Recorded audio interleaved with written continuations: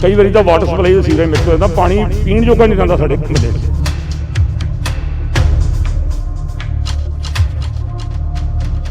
ਫਰੀਦਕੋਟ ਸ਼ਹਿਰ ਦੇ ਕਰੀਬ 4 ਵਾਰਡਾਂ ਦੇ ਲੋਕ ਜੈਨ ਸਕੂਲ ਦੇ ਨੇੜੇ ਲੱਗੇ ਆਰਓ ਦੇ ਬੰਦ ਹੋਣ ਕਾਰਨ ਬੀਤੇ ਕਰੀਬ 19 ਦਿਨਾਂ ਤੋਂ ਪੀਣ ਵਾਲੇ ਪਾਣੀ ਦੀ ਬੂੰਦ-ਬੂੰਦ ਨੂੰ ਤਰਸ ਰਹੇ ਨੇ, ਪਰ ਜ਼ਿਲ੍ਹਾ ਪ੍ਰਸ਼ਾਸਨ ਵੱਲੋਂ ਲੋਕਾਂ ਦੀਆਂ ਸਮੱਸਿਆਵਾਂ ਵੱਲ ਕੋਈ ਧਿਆਨ ਨਹੀਂ ਦਿੱਤਾ ਜਾ ਰਿਹਾ।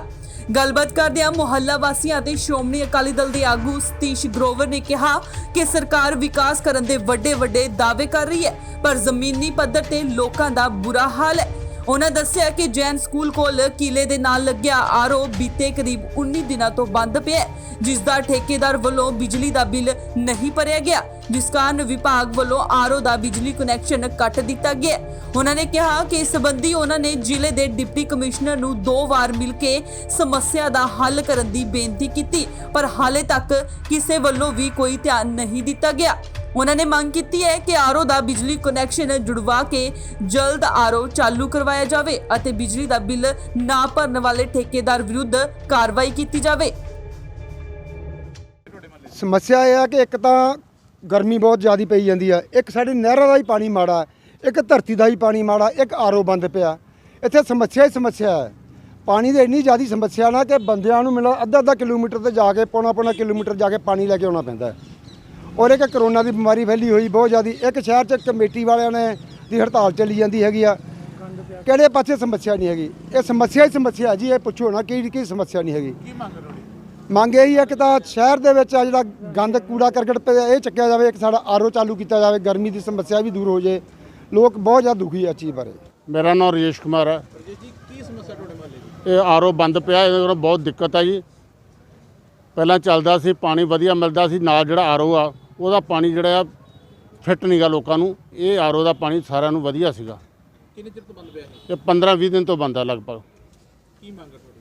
ਵੀ ਆਰਓ ਛੇਤੀ ਤੋਂ ਛੇਤੀ ਚਾਲੂ ਕਰਕੇ ਲੋਕਾਂ ਦੀ ਸਿਹਤ ਦਾ ਧਿਆਨ ਕੀਤਾ ਜਾਵੇ। देखो जी, ये बहुत वड्डी समस्या साडे मुहल्ले ਦੀ ਇੱਕ ਪਾਣੀ ਦੀ ਹੈ।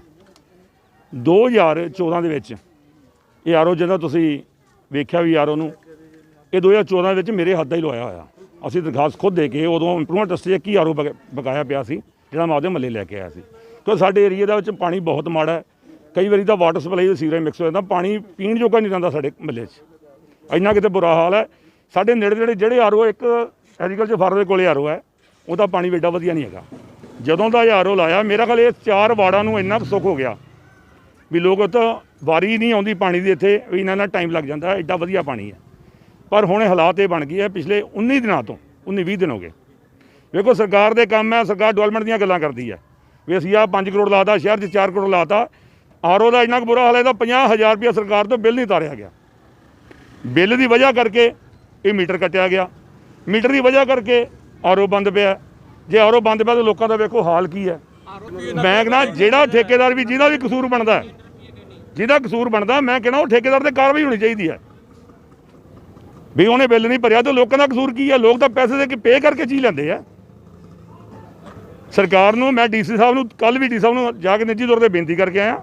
ਡੀ ਸਾਹਿਬ ਨੂੰ ਅੱਜ ਵੀ ਮੈਂ ਨਿੱਜੀ ਤੌਰ 'ਤੇ ਜਾ ਕੇ ਬੇਨਤੀ ਕਰਕੇ ਆਇਆ, ਡੀ ਸਾਹਿਬ ਮੈਂ ਰਾਜਨੀਤੀ 'ਚ ਪੈਣਾ ਨਹੀਂ ਚਾਹੁੰਦਾ, ਲੋਕਾਂ ਦੀ ਵੱਡੀ ਸਮੱਸਿਆ ਹੈ ਕਿ ਇਸ ਵੱਲ ਧਿਆਨ ਦਿੱਤਾ ਜਾਵੇ। ਹਾਲਾਤ ਇੱਕ ਤਾਂ ਕਰੋਨਾ ਕਰਕੇ ਵੇਖੋ ਕੀ ਹਾਲਾਤ ਹੈ,